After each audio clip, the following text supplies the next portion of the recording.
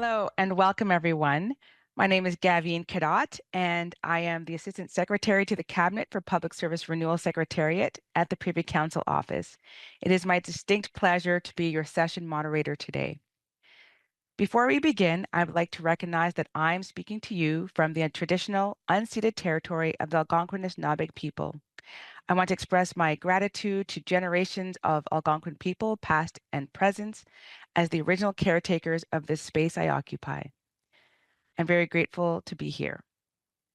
I recognize that our participants are from various parts of the country, and therefore you may be working on a different Indigenous territory.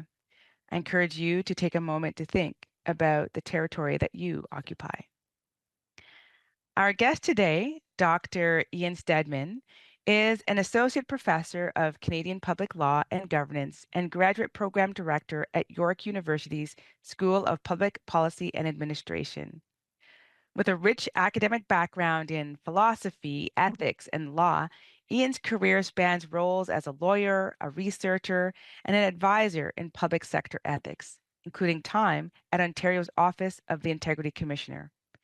His work focuses on advancing public understanding of ethics, accountability, and the challenges of governance in a digital age. Currently serving as the Jocelyne Bourgon Visiting Scholar at the Canada School of Public Service, Ian brings invaluable expertise in bridging theory and practice. His academic and policy contributions further extend to healthcare law and policy, where he's driven by his personal experience of living with a rare genetic condition. His research on AI governance in healthcare underscores his commitment to ethical innovation. Ian is here with us today to take part in the evolving dialogue on workplace values and ethics, and to discuss how public servants can navigate emerging tensions and reconcile personal views with professional expectations, particularly around core principles like neutrality and loyalty. Without further ado, let's give a warm welcome to Dr. Stedman. Ian, the floor is yours. Thank you, Gavin. And good day, everyone. Thank you all for being online and spending some time with us today. I have to say that I wasn't sure what to expect when we decided to host a session on this topic after the fall symposium on values and ethics, but I couldn't be more delighted to see the interest and the turnout. This is, and I think you'll all agree, a pretty important topic, one that can have a pretty big impact on your day-to-day and on your job satisfaction. That said, I want to just quickly reiterate something that Gavin said about my background. I spent 5 years working as an advisor in the Office of the Integrity Commissioner of Ontario. So my job was to give ethics advice to help administer Ontario's government ethics legislation, and to give assistance to politicians and to public servants. I wasn't in charge of investigating, but I certainly know that how important investigation is and how important both advice and enforcement are. So I don't come to today's topic purely as an academic, and I hope that I'm able to bring that across a little bit.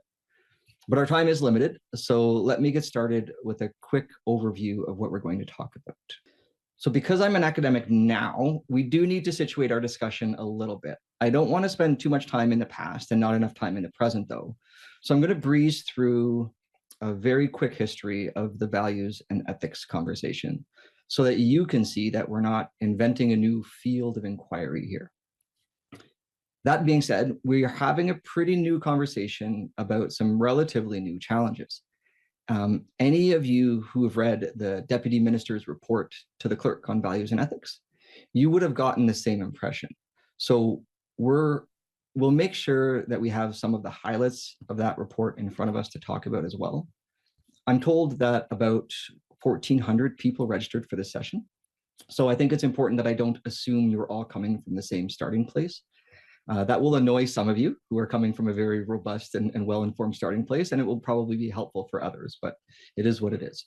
Let's pick up on that report. One of the most important things I want to do today is to acknowledge that we're hearing some new voices. Some were always there and were falling on deaf ears, but there are also a larger number of important advocacy and support groups in the federal public service that are becoming more visible. And I want to commend those of you who are pushing in those spaces. I want to commend you for standing up and for engaging in this discussion. What you're all saying, I think, go back. Yeah, what you're all saying, I think, is not that this whole exercise is hopeless, but that what you really need is greater transparency about how things work so that we can all build and hopefully maintain a high level of trust in one another and in our institutions. So we need to be open and honest about what is happening because values and ethics are important and we want them to be useful to us. We don't want them to be performative or to be harmfully weaponized. Finally, today, I want to speak to you a bit about what I heard directly from you. This isn't an open mic for complaints or gotcha anecdotes. That's not what the session is, but it's a quick opportunity for me to tell you what the common themes are that I've heard about and what I think is causing people to feel like this topic is a real pressure point for them. Before we move on, though, I want to just take a second to remind you that I don't have a magic wand that I can wave as a visiting scholar and make the challenges that you're all identifying just go away. What I can do is tell you what I think is happening from an outsider's perspective to some extent, and hopefully help advance the dialogue about where all these things are going and where they could go next. So after our 20-minute presentation, we'll take the rest of the hour to talk a bit less formally, Kevin and I, and to try to address some of the questions that many of you will have submitted. Okay, so let's talk a bit of history now. Not because I think the answers for our future lie in our past or anything like that, maybe, but that's not where I'm going. But because I think that one of the more valuable things the Deputy Minister's Task Force team report did was to actually amplify voices of dissent and disagreement. They did not just bury all the negative feedback. Governments aren't always the best at giving oxygen to those who want to criticize them. So the fact that this report was made public, and I think was pretty honest, sends what I see as a signal of good faith on the part of the effort that's being made. But I want to show you these two reports, right? So that you know that even though I think it's nice to have these conversations in the open now, they're not new conversations. The Tate report, which is the one on the right here, is from the late 1996. And it actually references the Kernahan report, which is from mid-1996. And the Kernahan report is not a government-sponsored report. The Kernahan report says in it, and I've highlighted it, you won't be able to read it, but I'll read it out loud. Quote, most public organizations do not have a coherent, comprehensive, and easily comprehensible ethics regime designed to enhance the reality and perception of ethical behavior. It's pretty bold, pretty straightforward, and that was 1996. So what was the Tate report doing, right? It was in part responding to criticisms that came from people like Kenneth Kernahan, who was an academic. But the Tate report was also kind of admitting that, yep, that's right, we do need to figure this out. So this quote here will probably resonate as being a little more timeless, right? Quote, one of the growing challenges for public servants is to balance upward accountability to the political process with downward or outward accountability to citizens, customers, and stakeholders. We'll get to it later, but I think some of you will read this and wonder where the public servant themselves is situated. Are they merely a vessel for service? Or does their own humanity matter too within the calculus of what it means to act, to uphold public service values? We'll come back to that. Nearly a decade later after the Tate report, we see the same challenges being confronted yet again. What does it mean for public servants to act according to some values framework? And you'll see, you probably can't read it, but from the abstract on this paper, there's this idea that core public service values are still a little bit confusing. And the author of the paper wonders if maybe there might be a different way to approach the messy topic of public service values. So the Treasury Board responds, this is the report on the right, pretty soon thereafter, and says, well, maybe we need to look at the role of ministers and other senior officials as well, not just public servants in that other report. So that's good. Maybe the constant reminders to live up to core public service values can be spread around the office a little bit and go up the chain too. So the onus is on everyone now. This is 10 years after Tate almost. In 2007, which is fully a decade after the Tate report, there's still a debate among academics about whether the core values discussion is helpful in the way that everyone had hoped it might be. And so Ralph Heinzman suggests that we maybe need to do some reframing, which sends a signal to the Public Service Agency that now it's time for them to remind you it's a special calling being a public servant, and that being a public servant is different. Of course it is. Of course it is. You all know that. But every few years, we need to have a conversation. We need to talk about it, because what's special about it can sometimes get lost in what's difficult about it. So as an aside, this report on the right was written by Kenneth Kernahan, and he later worked with John Lanford from the previous slides, the first report that was not government. And they wrote a book called The Responsible Public Servant. For those of you online watching, if you haven't heard of The Responsible Public Servant, it's almost 10 years old now. It's probably the most recent comprehensive treatise on what it means to act in the public interest and be a public servant. If you want a link to it, please just fire me an email and I'll send you a link and you can look it up. So the point of this slide here is just to show you that the history of values and ethics goes back and forth. There's confusion, there's debate, there's disagreement, there's reframing, there's an updated dialogue, there are deputy ministers, filing reports and doing reports. There's new and updated legislative regimes, and so on and so on. So you'll see from this timeline that the conversation about public service ethics has an active history in this country. And there is, again, no magic wand. There have been lots of mistakes, and there will always be lots of questions, especially if you're doing the job of pushing the world to change and open up new opportunities and new possibilities for each other. Okay, but we're at one of those moments again where we need to make sense of some of these things. They're complicated things, and we need to sit together in sometimes uncomfortable spaces in order to do this. And that's okay. And I'd like to think that's what the clerk hoped for, and that's what the clerk had hoped this report would give us permission to do. The report tells us that there are 3 big challenges ahead of us that have been identified. The first is technology.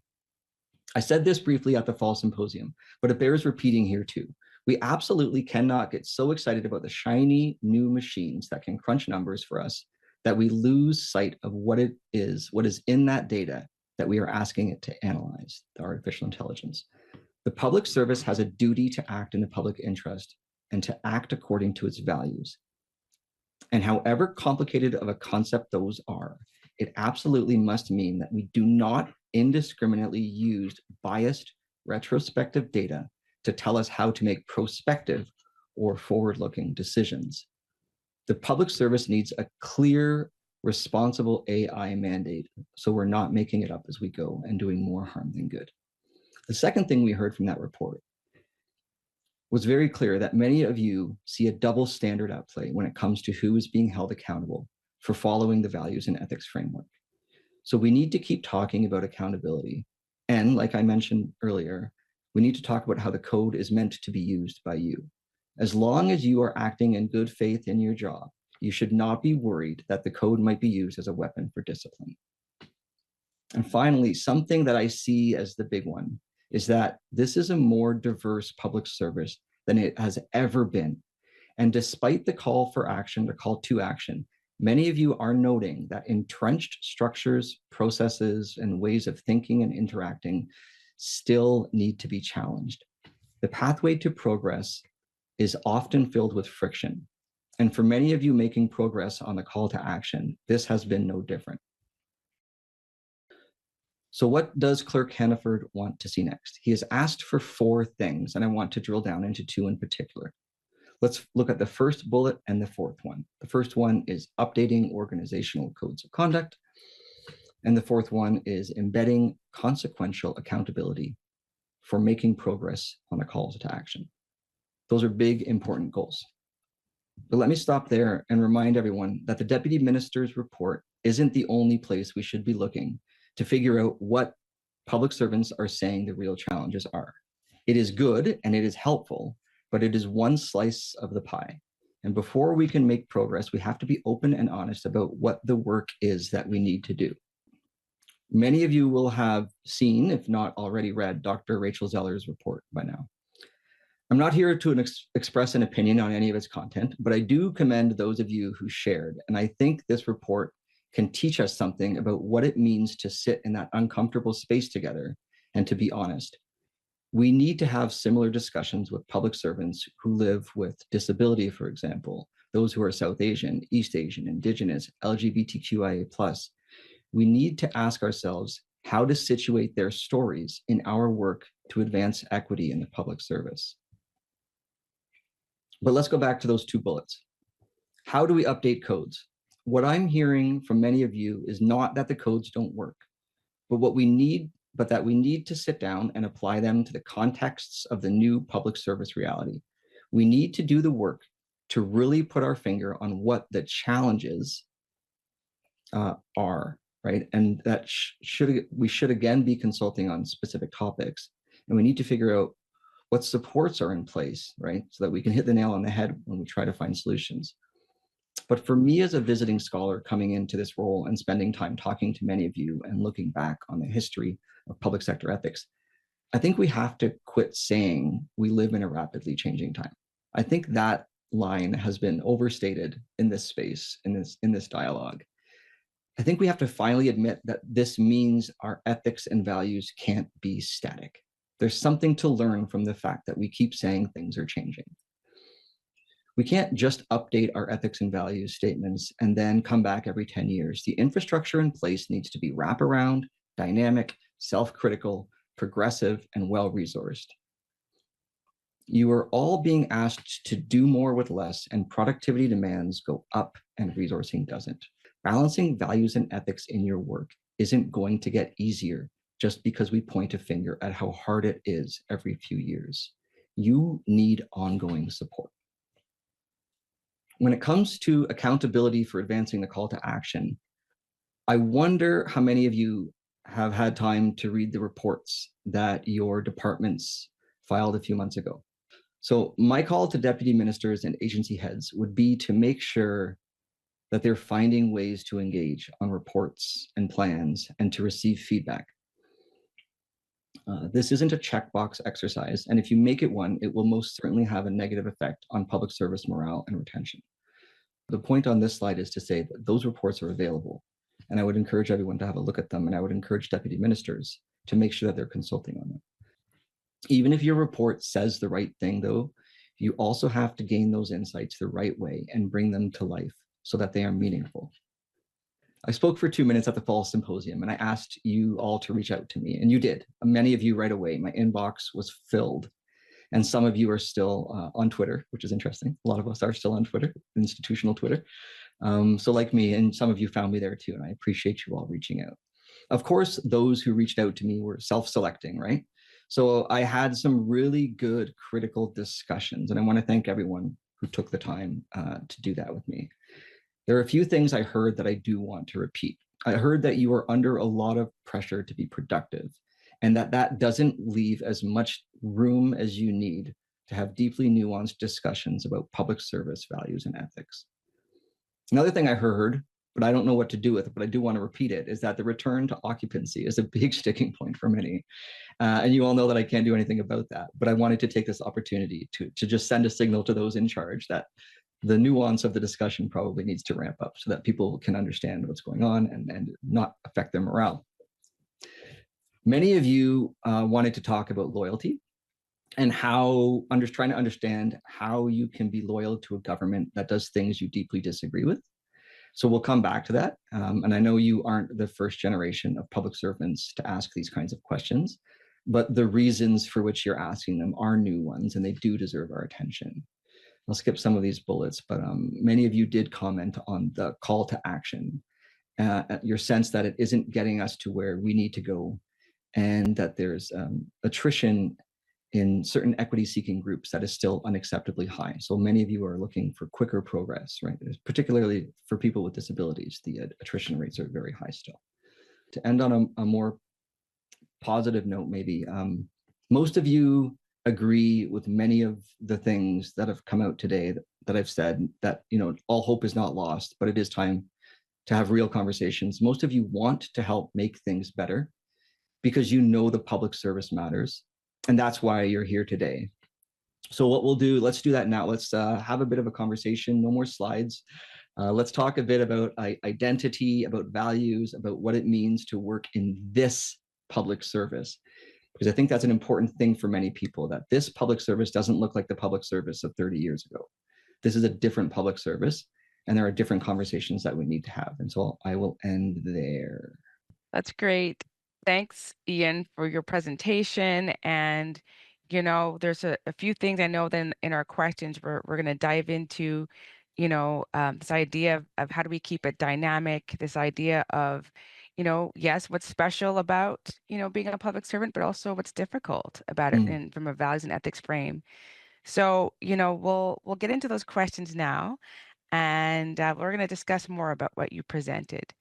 But before I start, I'd like to remind everyone that there are no live questions for this event, but what the Canada School has done is that they've taken into account the questions that were submitted in advance by our participants, and so that will inform the discussion that Ian and I will have right now. So let's go to the first question. We probably say it too often, but the fact is that we're living in an era of, I shouldn't say it, rapid societal change. It's good. Some days it feels like everything is shifting beneath our feet. So, how can public servants adapt their approach to neutrality and loyalty while staying true to the evolving expectations of their roles? Yeah. Thank you for that. So let me first say thank you to everyone who's submitted their questions. To be clear, some of you submitted questions that were probably too personal and specific for us to be able to integrate into a forum like this. But that's not to say we didn't appreciate you taking the time and putting the effort in. What we tried to do was extract some of the recurring themes and to stay as true to some of the questions as we possibly could. But with respect to living in a world that is constantly shifting beneath your feet, that is it's a real challenge. I tried to get at this a little bit before, but it seems to me that this is the new reality. This is not a thing. It's not a blip on the radar. This is the new reality. We're advancing so quick in some spaces that it's hard one day to the next to know what's beneath you and what's ahead of you. Public servants are going to keep being confronted with, I think, morally and technically complex problems, and they will not always have the luxury of time or adequate resources to be happy with the position they find themselves in. I mean, we have to admit that we can't pretend that that's not the case. But we do, questions about neutrality and loyalty, and I think it's important to remember that these are terms of art, right? Like, I think the public service is a unique space. We all know it's a unique space, but it's a space where these words have taken on very specific meaning. We sometimes forget that because the job is so demanding and at times, I want to say, morally stressful. But we're not using neutrality and loyalty in the everyday sense of the word. They have a couched meaning within the context of what it means to be in the public service, right? Neutrality doesn't mean that you shut up and have no opinion about anything. That's not what it means, right? It means that if your job is to give advice up the chain, then you do it free from personal bias. You do the research, you collect the data, you present the findings, and you speak the quote unquote truth to the degree that truth is knowable, of course, right? You acknowledge the limits of your knowledge, of your advice, and you don't fill in the blanks with what you want to see or what you think your boss wants to see or hear. A good example is like in data science. We're going to have this conversation over and over again, I think, in the years coming. Imagine you're asked to advance an analysis for some policy idea. And so you comb through the data, you piece together what it tells you, and you put together a brief to send it up the ladder. A good analysis is also going to point out what the data doesn't say or help you understand, right? A good policy analysis calls attention to the unknowns. So I don't think what we're talking about is a need to adapt our approach to neutrality. That's the language that was used in the question. I think we need to remember what neutrality asks of us, but also what it permits of us. And speaking truth to power is part of the job when you're doing your job. And we just have to make sure that we continue to have those conversations so we don't think that giving true advice up the ladder is the wrong thing to do. You also asked about loyalty, though. Sorry, I could go on all day, but I think loyalty also means something very specific. It means that it doesn't mean that you have to agree with policy decisions, right, that are being made. In fact, if I would imagine everyone on the call right now, there's no way you could possibly agree with every policy decision all the time. It's not happening. But where I think people get hung up on the duty of loyalty, however you want to, call it or coin it, is what happens when a policy decision being made does not align with the data you provided, or that you know or think policymakers were provided. And that's where I think most public servants lose sleep at night, right? How can I support this when I know it isn't the best policy? Those are tough conversations. You could fill in any example there of something that those of you who are online have personally experienced, where you've probably sat up at night wondering, how do I grapple with this? And this is where I think we need to do a better job supporting public servants so that they don't feel like they need to adapt, so to speak, to some new reality in order to be able to sleep at night. I think we need a bit of and I'll end here, a bit of a paradigm shift in how we support values and ethics, not just now, but on an ongoing basis. That's really interesting. I'll comment a little bit and go to the next question, but it occurs to me as you're talking that on the neutrality piece that, part of it is us to know and understand our own personal bias, and that's a self conversation that I think when you talk about supports to public servants is another area. So it's both sort of understanding self, and then also, when there is that sort of friction, what kind of support can we provide? Let's go to another question. So, strategies. What strategies can help public servants to use to reconcile their personal ethics with the expectations that are outlined in the Values and Ethics Code? Yeah, it's a great question, whoever submitted this. It's definitely one of those questions that begs for 20 different answers. But I think important here, in the absence of an institutional paradigm shift, right? This is definitely a question we need to be asking. I think the code is written in such a way that most people who pick it up and look, it's not that big, right? It's a very quick read. Most of you who pick up and look at it, it makes sense. And most of you can see how your personal values are mirrored in there. The challenge isn't, I think, in consistency in it. It is, sorry, not in what the code is, but in the consistency of its application. And I think the degree to which you are all supported in trying to apply it to new situations and new challenges.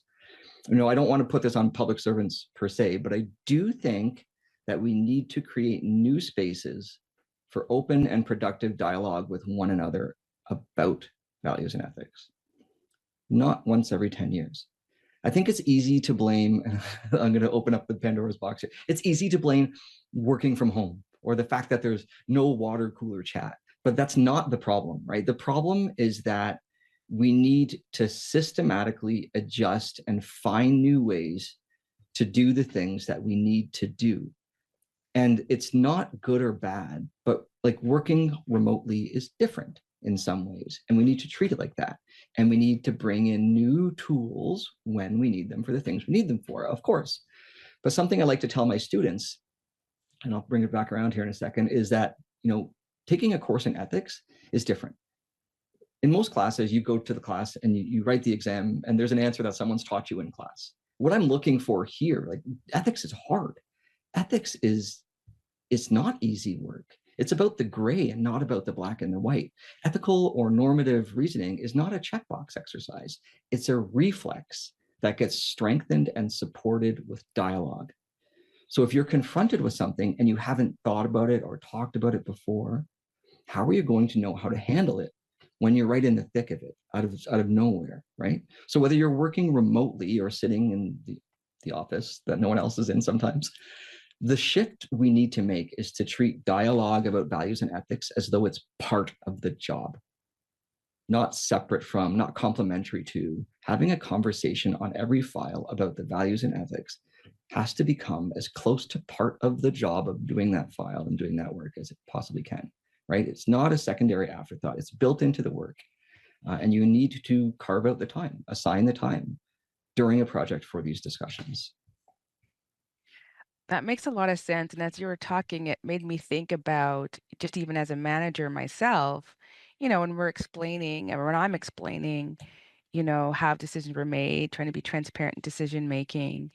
Often it's about, the data or the strategy that was put in place, Mm, but yeah. to what extent is there a conversation around how values and ethics were factored into decision making actually is another part of the conversation I think that needs to be more consistent. How we're using them day to day. Um, so we talked about what people can do individually. Mm. Um, and now I would like to discuss what can be done at the management level. So, what steps can be taken to foster this workplace culture that supports ethical decision making and values-driven leadership? Yeah, that's good. I think I may have to double down on what I was saying. I don't want to, come across like I'm blaming public servants and saying it's their responsibility to find the space. There are a lot of pressures on their time. I definitely think management needs to hear in a very direct way and from above that thinking about values is part of the work of being a public servant, right? This is not an outside problem solving tool that you bring in when you're stuck. You need to actually create space for uncomfortable conversations all the time. And the code, it cannot be treated like a weapon. It is something that we use as a point of departure to help us have nuanced and meaningful discussions so that we can be better, more thoughtful stewards of public trust. Managers need to create that space, or else what we're going to see is people will continue to be afraid to say things out loud, and they won't have an opportunity to work through things until they're absolutely confronted with them, and they have no other way to go but to feel abandoned, right? And I think that's part of the sentiment that many people are feeling, is that they haven't had this space, the safe space, to have tough conversations about the things that are popping up in their day to day. So I think it's on managers to be much more deliberate about carving out space and time for these tough conversations. So you just talked about dialogue and, how it Mm. can be used to address tensions around workplace values and ethics. You started to go into about how we can do a better job of encouraging more of it. What more would you say that we could do and to encourage this conversation day to day? Yeah, what's something that's been a takeaway for me as I've been here for just a couple of months trying to figure out what's going on in the values and ethics space from the inside a little bit. A big takeaway for me is that like the code can't be treated anymore as though it's some like static statement of 5 distinct values. I think that when we look back on it, I think this dialogue from 2023, 2024, this thing that we're doing right now, I think it has to be the dialogue in the arc of ethics dialogues where we realize that the world is swirling around us and that we are a more diverse set of people with different backgrounds, different worldviews, different religions, different cultural and social understandings, and that we need to somehow bring all that together to help us create a more inclusive public service and public policy incubator for that matter, right? So I think what we're at a point now where we're looking, I think, for some courage from leadership. Mm, And we need to remember that we have to, when I say courage, I mean, we have to carve out space for failure and growth. mm, It's one of the things that is hard about being vulnerable when we're thinking about the values that we have that may conflict with the values at work, is the vulnerability is hard to situate in an environment that demands productivity and punishes failure, right? So, and that's not unique to the public service. I don't want to mix it up that way, but it's an important part of, there's something that's deeply moral about the public service that other spaces might not have. And so we need to be conscious of that as we create this space for these moral agents acting in the public trust, public servants, to try to understand what's happening around them, is to try and fail. And there has to be space for that to be okay if we're going to see growth. Yeah, absolutely. I completely agree with that. That is not something we are traditionally good at, but definitely need to get better at. Um, so neutrality and loyalty, as we've talked about throughout this whole presentation, are challenging concepts. Mm. And as you mentioned, we saw in the deputy minister's report that public servants are really, truly grappling with them. And, you know, there's a lot of effort in making sure that we're having the right conversations, that we're putting it back in the forefront.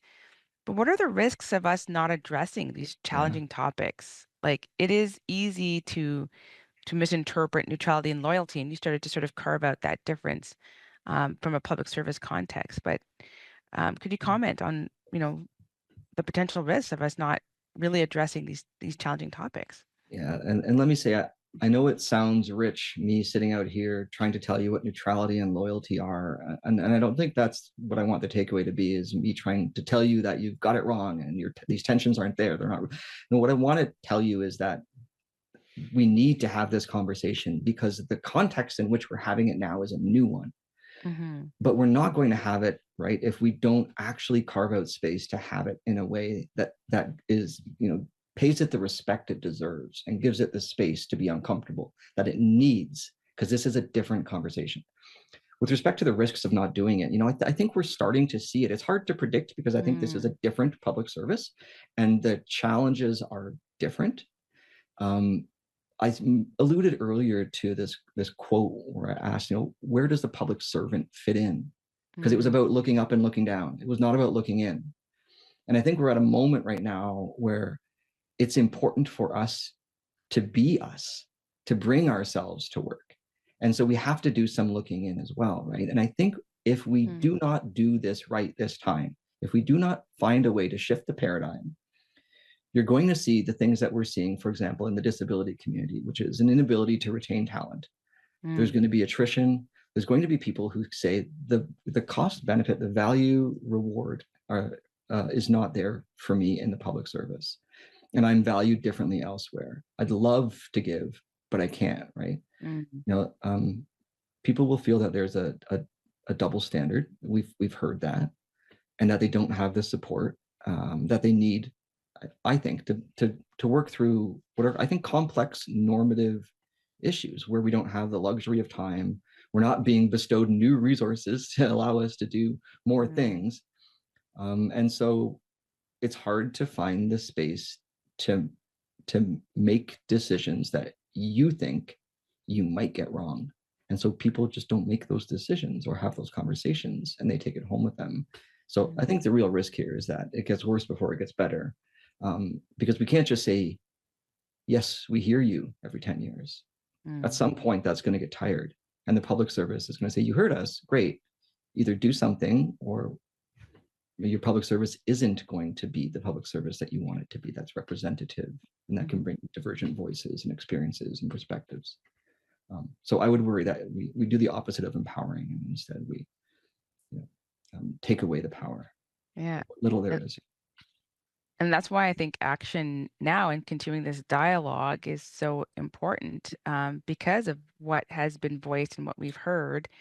We need to be acting on that, and so that public servants can see that change and be part of the changes we want to see.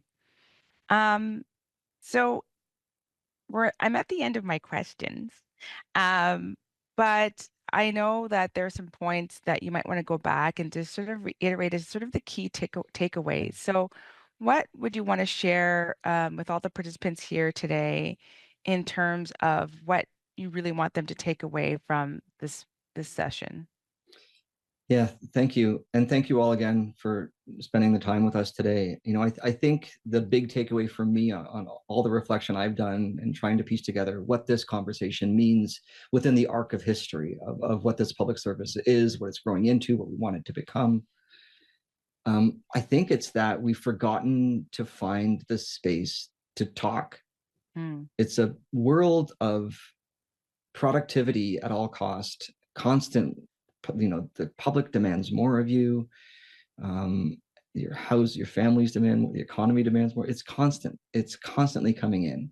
And we don't do ethics and values with a checkbox. It's not a checklist. It is tough, uncomfortable conversations about new challenges. And we've grown into a tech driven society that has forgotten to find space to turn off the tech and to turn inward. mm, And so I think my takeaway would be for not just the public servants who are here, but for the management who's here to find space where the cell phones get turned off, where the values and ethics codes cannot be weaponized, put back in their holster, where people can take comfort in sitting together and being right, take comfort in the discomfort of having challenging conversations. Because if you are confronted with something you haven't thought about, you're more likely to get it wrong than if you've had the time to think about it and talk it out first. I know it's not always easy to say that's possible, but at least we can try. And if we want it to be a professional public service where people enjoy working and who bring their best selves, right? mm. We need to carve out that space. Carve out that space, genuine conversations, so that we don't let more uncertainty continue to breed distrust. Powerful. Thank you so much. Colleagues in the audience, thank you so much for participating. This concludes our event today. And on behalf of the school, we'd like to thank you, Ian, for this really rich conversation. And again, I'd like to thank all of you across the country for being part of today's discussion. I hope you found this conversation very helpful and inspiring, and that it inspires actually further conversations within your teams. As we've learned today, we've got to continue the dialogue and make it part of our public service work and not an add-on.